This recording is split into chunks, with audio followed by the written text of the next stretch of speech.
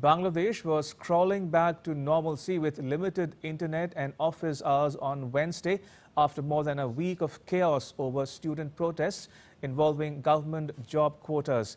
Nearly 200 deaths were reported in just over a week of violence. Most of the country remained without internet, but thousands of cars were on the streets of the capital Dhaka after authorities relaxed a curfew for 7 hours. Offices and banks opened for a few hours on Wednesday, while authorities restored broadband internet in some areas in Dhaka and the second largest city of Chattogram. Palestinians living in Khan Yunis in southern Gaza fled their homes as Israeli tanks advanced deep into the area. Israel said its action was intended to prevent Hamas fighters from regrouping. Israel's Prime Minister Benjamin Netanyahu, who is in the U.S., told families of hostages held in Gaza that a deal that would secure their release could be near. Months of efforts mediated by Egypt and Qatar to reach a ceasefire gained momentum in recent weeks under a proposal outlined by U.S. President Joe Biden in the month of May. Meanwhile, an Israeli negotiation team is due on Thursday to resume talks that would include hostages being released in return for Palestinian prisoners held in Israeli jails. Israel informed Egypt that an Israeli delegation would arrive in Cairo on Wednesday evening local time. And joining me from Tel Aviv is my colleague Sarah Coates. Sarah, what can you tell us about the efforts to resolve the Israel-Hamas conflict?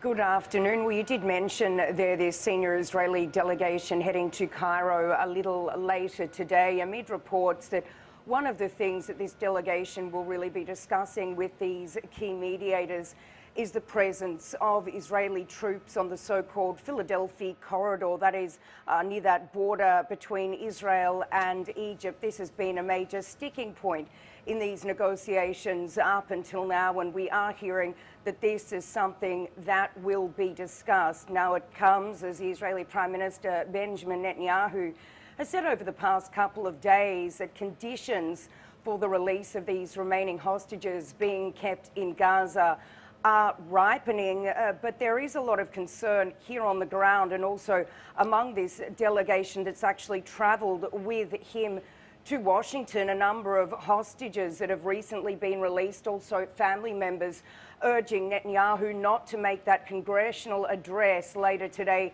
before a deal to see these hostages released is inked. Now, we've also heard from the US President Joe Biden.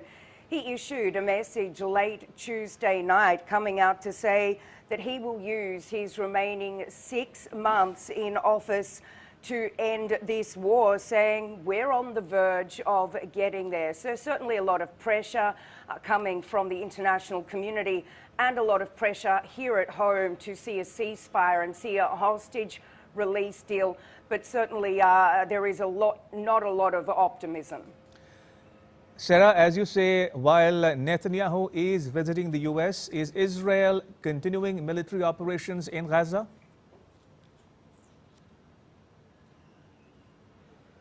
Certainly, we have heard from the IDF saying it's hit some 50 targets over the past 24 hours. These include reported weapons storage facilities and other Hamas infrastructure. Now, people on the ground in Khan Yunis say that they've been sustaining a relentless bombing campaign, while we've also heard from doctors at the largest hospital in the south, the Nasser hospital, basically saying that people are dying on the hospital floor simply because they don't have the means to treat the amount of people who've been wounded in this latest assault on that southern area. Now, this came after Israel issued this fresh evacuation order for people in the east of Khan Yunis on Monday, saying move to the Al-Mawasi area, although people on the ground say there is simply no safe place left to go.